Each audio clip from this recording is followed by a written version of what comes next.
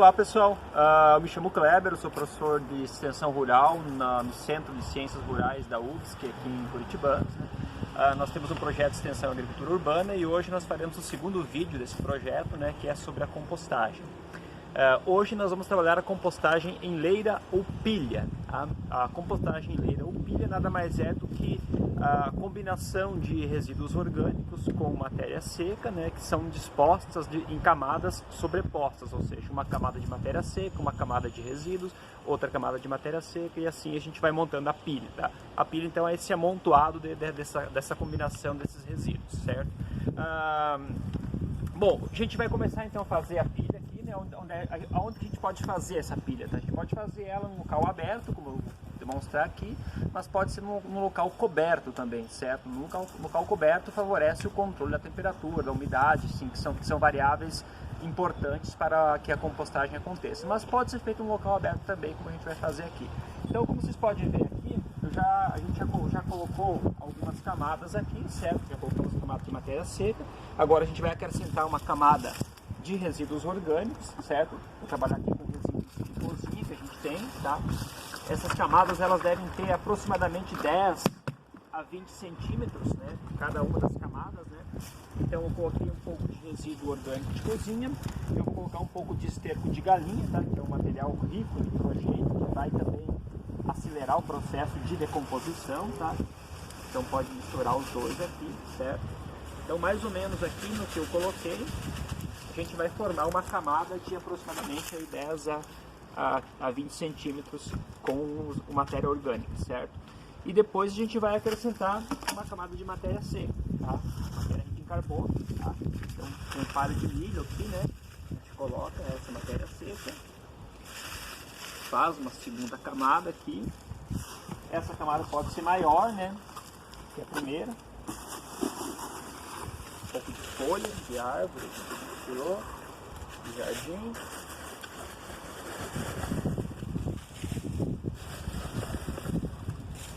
O importante é que essa última camada ela consiga cobrir bem o ambiente, para que não ocorra nenhum tipo de mau cheiro, nenhum tipo de situação desagradável, certo? Depois a gente pode cobrir com um pouco de folha verde, que ela vai compactar melhor esse corra, Essa compostagem é chamada de aeróbia, ou seja, ela é uma compostagem que precisa do oxigênio para ela poder acontecer, certo? O oxigênio que vai, juntamente com os micro-organismos que estão presentes aqui, vai realizar o processo de compostagem, certo? Então, quais são essas condições fundamentais? A primeira delas é a aeração, certo? Então, que é essa oxigenação do composto.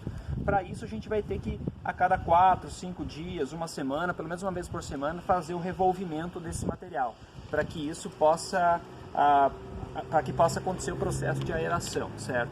Uma outra condição é a condição de umidade, mais ou menos entre 50% e 60% do material ele tem que conter água, certo? Então ele tem que ter essa quantidade de umidade para que o processo aconteça. A outra condição é a temperatura, certo? Esse processo ele precisa passar por um certo aquecimento, mas ele não pode ser excessivo, certo? Como é que a gente controla, como é que a gente faz para saber isso, Tem uma técnica bem simples, bem fácil. A gente pega uma barra de ferro, como essa aqui, tá? A gente coloca bem no centro do composto, Fincar ela aqui.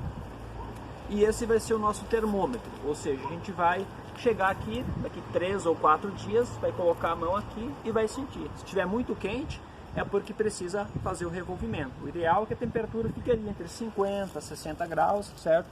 Se tiver menos que isso, não vai estar acontecendo o processo, ele vai demorar demais e aí não vai ser legal. Se tiver muito quente, também não, ok? Então esse é o nosso termômetro para controlar a temperatura, tá? Então, aeração, umidade, temperatura são as variáveis fundamentais que a gente tem para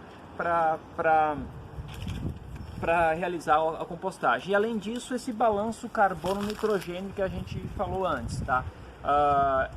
Uma média, assim, o pessoal, os estudos apontam, de 1 para 30, ou seja, uma parte de nitrogênio para 30 de carbono, tá? Isso é variável conforme o material que a gente coloca aqui, certo? Além disso, é importante a gente cuidar a granulometria dos resíduos, certo? As partículas, os resíduos, eles não podem ser em pedaços muito grandes e nem muito pequenos. Se os pedaços forem muito grandes, isso vai dificultar o trabalho dos micro-organismos, ou seja, vai demorar muito mais para o processo acontecer. Se eles forem muito pequenos, vai haver uma compactação do material, certo? E a compactação vai atrapalhar o processo de aeração, ok? Então, o ideal é ter um equilíbrio nisso aí, certo? Se a gente trabalhar com a diversidade de resíduos, né? Vamos pensar, por exemplo, cinza, pó de café, erva mate, são matérias matérias com partículas mais pequenas, certo? Casca de banana, casca de frutas, partículas maiores. Então a gente consegue naturalmente chegar nesse equilíbrio. Outro aspecto importante é o tamanho da pilha, certo? A gente tem que trabalhar com uma pilha entre 50 centímetros a 1 metro de altura, certo? Por que isso, gente? Porque se a pilha for muito baixa, isso vai fazer com que a gente perca muita umidade e muito calor, que são dois dos elementos fundamentais para o processo de compostagem, tá?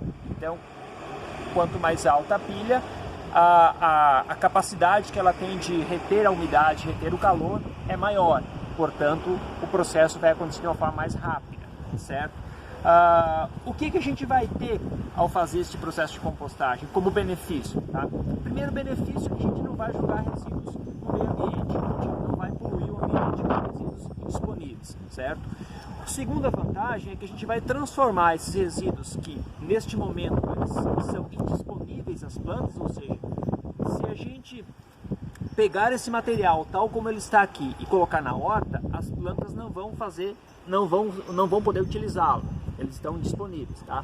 Ao fazer a compostagem, a gente vai fazer um processo de mineralização dessa substância, tá? Então a transformação química e física que acontece através da ação biológica dos micro-organismos, ela vai tornar esse composto, no final das contas, tá, mineralizado, ou seja, ele vai ser rico em nitrogênio, em fósforo, em potássio, em cálcio, em magnésio, minerais dos quais as plantas se utilizam para se nutrirem e produzirem alimentos, certo? Então isso é muito importante para a gente não só proteger o meio ambiente, certo? Cuidar do meio ambiente, melhor dizendo, tá? Mas para a gente poder produzir um adubo, poder fazer agricultura urbana nas nossas casas, nos nossos lares.